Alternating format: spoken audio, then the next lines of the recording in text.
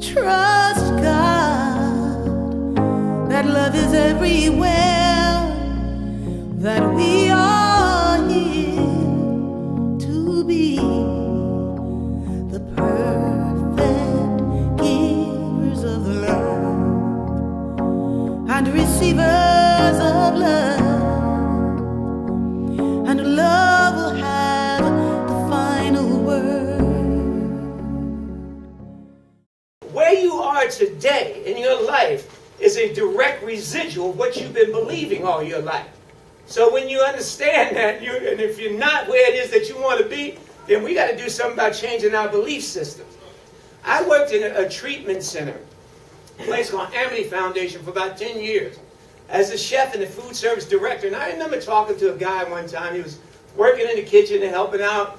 And he said, hey, you know what, Sherry? I said, we were talking, having a conversation. I said, you know how it is when you go to the beach? He said, I've never been to the beach. I said, really? I said, how long have you been in L.A.? He said, 16 years. Right? He said, every time I get out of jail, man, I go right downtown and I never make it to the beach. So his paradigm is quite narrow. You see, all he ever saw was downtown, the hustling and the bustling of downtown. Never got to see the beach. And so when we began to expand our horizons and expand our awareness, we began to see things differently. For a long time, we were taught that the earth was flat, right? And so it was taught in Europe, but even in Africa, they knew at the time that the world was round.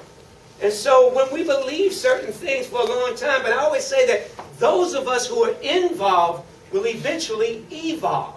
Some of you sitting here today may believe that you're an addict and alcoholic and you suffer from a disease for which there is no known cure. Or you may believe that I'm only human, but I'm here to tell you that you're a spiritual being having a human experience. That there's a spiritual aspect of you that's greater than anything that you could ever experience. So I want to believe more than anything else. And I want to tell myself that we stand in the belief that there is a perfect power within each of us that is constantly conspiring for our good. What would your life be like when you began to understand and believe that there is a universal conspiracy that's conspiring for your good? That life really is on your side to do wonderful and magnificent things. After having a year clean, I had a massive asthma attack in Balboa Hospital in San Diego while I was in the Navy. And they put me in a room with two old gentlemen who were dying of cancer, coughing all night. One of them had a hole in his neck and was still smoking out the hole, right? And I mean, all night long, all they did was cough, right? And I had been telling myself, man, I got a year clean. I would love to stop smoking, but I just couldn't put down them Newports, you know? And so I watched these guys, and they just made it so painful for me watching them that I made a vow that I'm never putting a cigarette in my mouth ever again. I don't want to go out like this. I got a year clean, and I'm not letting cigarettes take me out. And so when we began to attribute pain to smoking and pain to using, then it will become the motivating force in our life. And I'm here to tell you that as long as you identify with any kind of pleasure with getting high, you will keep getting high. That's how it works. As long as you say, well, man, if I could probably get a hit and just do it on Friday night, and the other nights I'm going to be cool. But until you, and let me tell you something, it's real easy. And what you do an inventory process, and this is how you get out of that. You begin to start identifying with all the miserable things that drugs put you into.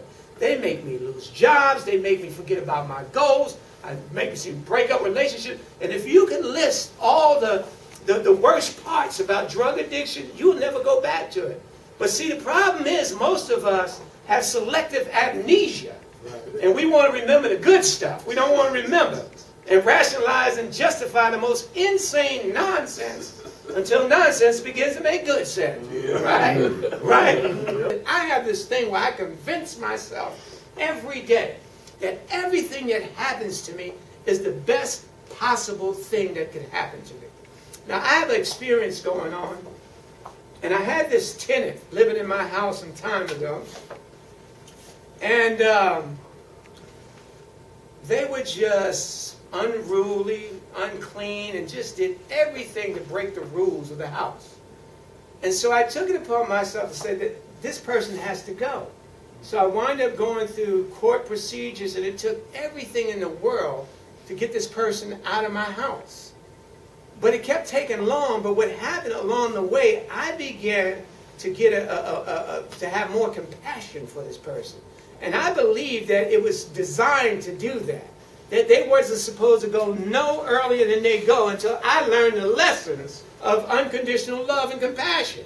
And that I began to see them differently. And by the time it was time for them to go, I was almost ready to say, hey, you can stay. You know?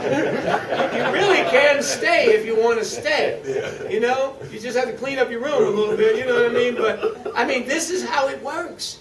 And so we can convince ourselves every day that everything that's happening to us really is the best thing that can happen to us. And that everything and everybody is here to be a lesson and a blessing in our life. We just got to ask ourselves, what is the lesson that I'm supposed to learn in this? What is the blessing in this situation? No matter what you're going through, right? You can see the worst case scenario, or you can contemplate the facts of life from its highest points of view and see the best case scenario that life has to offer you.